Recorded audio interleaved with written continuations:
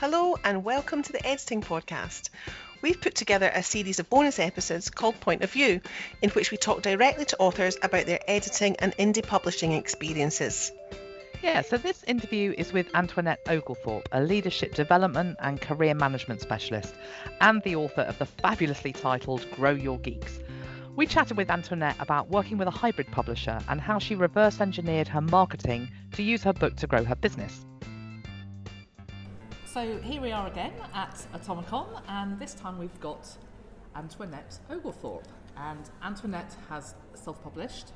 Well, actually you haven't, have you, Antoinette? You used a slightly different model. So perhaps you'd like to introduce yourself, tell us a little bit about what your book's called and what it's about, and your indie publishing process. Okay, so I run a training and coaching company specialising in leadership development and career management. And a couple of years ago, I published a book called Grow Your Geeks, a handbook for developing leaders in high-tech companies. That's such a great name for a book. I didn't do it independently, so I worked through a hybrid publisher called Rethink Press, and so as part of that, obviously I did all the writing, but they then edited, did the book design, did all the getting it up on Kindle and on Amazon, and they do all of the kind of managing the back end of things. It's down to me to market it and promote it. Sure. And so did you work directly with the editor that they, once they had, did you have any contact directly with the editor you worked with there? Yes. So initially, they have a great process. Actually, the chief editor of the publishing company has written a book called How to Write Your Book Without the Fuss, I think that's what it's called. And so they outline this kind of step-by-step process. So I'd done a book pitch, and they'd kind of responded to that before I wrote the book. And then I did my first draft and put it out to my beta readers, and they were all very kind. And I took their comments, and by then, to be honest, I was really sick of the book. I think a lot of authors have been through that. Yeah. And it was like, okay, right, now I'm giving it to the editor. And they came back and they'd pruned it down, they'd done comments, they'd shifted a few things, all track changes. So it was structural editing as well as more sort of technical micro editing, it sounds like. I don't really know those differences, but it was, they would say, for example, Antoinette, you've said this before. Antoinette, you're repeating yourself. Antoinette, this is a bit patronising to your readers. You might want to reword it as this, or Antoinette, you don't really have to go into all this detail, things like that. How did you feel about that, Antoinette, when you were to receive that feedback within, those were comments, I take it within the Word file? Yes. How did that make you feel? Because something we hear a lot from authors is that they're worried about working with an editor because it's precious to them that what they've written. So what was your experience of that? Well, I was nervous. I remember it was just before Christmas. I really wanted it back just before Christmas. And it was quite late at night because, as far as I can tell, all creatives seem to work very late at night. I'm more of a morning person myself. But anyway, I thought, right, I might need a stiff drink as I go through this. So I poured myself a glass of wine and sat there looking through it. This is a good lesson. It is a lesson. Any authors listening, this is a really good lesson. Have wine. Yes. But I was very grateful, and I guess I was quite obedient, really. I was like, oh yes, okay then, if that's what you think, you're the expert. But the whole process is very exposing. So I often say that when I first put my book out, it felt like I was going into a crowded room and taking all my clothes off. And sort of vulnerability. Vulnerability. And the first person I gave it to was actually my husband. So you couldn't get safer than that, really. But he's an academic as well. Okay, so he knows the ropes. He knows what to expect. And even that, I was really nervous. Is the person that you care most about in the world actually going to think, oh, that's a bit rubbish? And he didn't. He was fabulous. But all of that, it's quite You know, it is a time of vulnerability, and you really need to have someone on your side. So I was very grateful for the editor, because I thought, well, you're on my side, you know, and you're only going to make comments that you think are going to make it better. Yes, absolutely. I think that is an editor's job, isn't it? Yeah. It's to help. It's not to lose. It's to make. It's to improve. It's not to detract or change. We should be making you shine. I think it's interesting also, if you've not had much experience of being edited, then the only vaguely comparable thing that we tend to have in our past experiences handing work in to get marked at school. Yeah. And of course, being edited is not the same as that at all. It shouldn't be. It should be much more sort of collaborative. And I think that's why often authors can be a bit apprehensive about handing something over, because they think it's going to come back with red pen all over it. Yeah. You know, and see me at the bottom or something. But it is, any of these comments are only meant to improve something, really, aren't they? Yeah, to help you forward on that journey. So it sounds like it was a positive experience for you. Yeah, it was.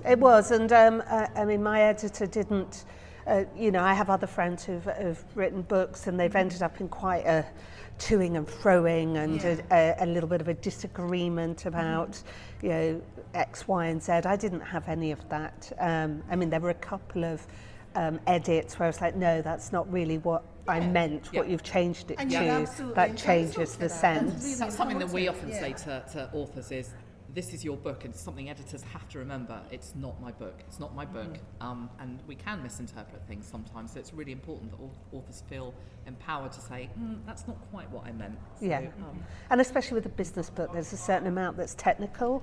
Mine's not terribly technical, but obviously there can be things in there that would be different for people that specialise in leadership development than the lay interpretation. Some of the concepts and the language would be around it. But no, it was a positive experience, and I've just started writing my second book. And what's that called, or do you have a working title? I do. It's Confident Career Conversations, the definitive guide to engaging and empowering your employees. Oh, that sounds wonderful. So do you want to say any more about that? Well, it's very early days, but some of what I do is I train managers to have career conversations with their employees so that they engage them, they empower them, and they help them develop their careers within their organisation rather than tidying up their CV and going off to the competitor. So really it's a bit of a how-to book on how they can do that. But also how organisations can bring that into their strategy and how employees can help prepare for those conversations. And are you going to use the same publishing partner as you did last time, or are you? Yeah. Yes, I am. Yes, so they've very happy with it. Yeah. So they've already. So the first thing I did was write a book pitch, and I sent it to them, and they came back and said, looks good. But the interesting thing about writing the second book, it's a bit, I compare it to when I ran my first half marathon. The first time you train diligently and you follow the plan and it's all you focus on. And then the second year, it's like, well, I've done that once. It's like having a second baby. You know, I'll be okay. That difficult second album that And I have already found, you know, it's getting put on the back burner. I'm a bit more complacent about it. So one thing I need to do is start telling people that I'm writing it, so that I can. You're committed now because this is going live on air. There you go. So there you go. So yes, I've written the first 1,000 words. I think I need to do a bit more. Isn't it? Yeah. So Antoinette, can you tell us what have you experimented with or found most effective in terms of marketing? Because you said you've done your own marketing and promotion. Is there anything that particularly stands out for you? I wouldn't say necessarily I've nailed it in that regard. I think the main thing is talking about it at every opportunity. Let's face it, you know, everyone thinks they've got a book in them, everyone wants to write a book. Actually, people doing it. We're just recording a podcast. Antoinette being rudely interrupted by Andrew and Pete, the hosts of Atomicon. That's hilarious. Oh dear. Right. Where are we? Antoinette's saying marketing is a work in progress. Yeah. So I wouldn't necessarily say I've nailed the marketing. I think the key thing for me is I'm not expecting to make loads of money from the book. the book is like a very heavy business card. And we're here at a digital marketing conference. That's what it is. There's an awful lot of content in there. So I do repurpose some of the content, and that's one of the great things about going with a hybrid publisher is you can repurpose the content just like if you're an independent. And so that then also promotes the book, so they go together. And I give the book to potential clients. So you use the book as a marketing tool rather than thinking about how you're marketing the book. It's like you're reverse engineering it. That's really great. Yeah, and interestingly, I'm just in the process of recruiting some associates, and I've asked them to do a video as the first step. And I haven't looked at them all yet, but one of the videos, she held up my book. It's like, I'm going to talk to you. So all of that's really good. And then, I do get people contacting me and say, I've read your book, or you may be wondering. I had one the other day, it shows how long this marketing thing can take. She said, you may be wondering how we came across you. You sent me your book 2 years ago, and I've been following your work ever since. Wow, that's amazing. So you're using the book to actually drive your business rather than just seeing it as a standalone product in its own right. And I really like that approach. And so where can people find you? Well, I'm quite easy to find. You Google Antoinette Oglethorpe, then you'll find me. There must be only one Antoinette. There is only one Antoinette Oglethorpe, and my website is AntoinetteOglethorpe.com. We'll do all the links in the show notes. We'll make sure all that's up, and the links to your book as well. Yeah, and obviously I'm on Amazon. Yeah, of course. So Grow Your Geeks. Yes. Thank you so much for talking to us. That's really, really useful. Pleasure, and I Thanks, hope Antoinette. the editing's okay. I'm sure it will be. We hope you enjoyed this author point of view. Thank you so much for listening to the Editing Podcast. You can rate, review and subscribe via your podcatcher. And don't forget to share. Tell your writer friends, your editor friends, your business friends, basically anyone who writes. And if you have any questions, please do get in touch with us via the Editing Podcast Facebook page. If you ask us, we promise we'll answer. And we've put all the links mentioned in today's interview in the show notes so you can grab everything there. Thanks for listening. Bye. Bye.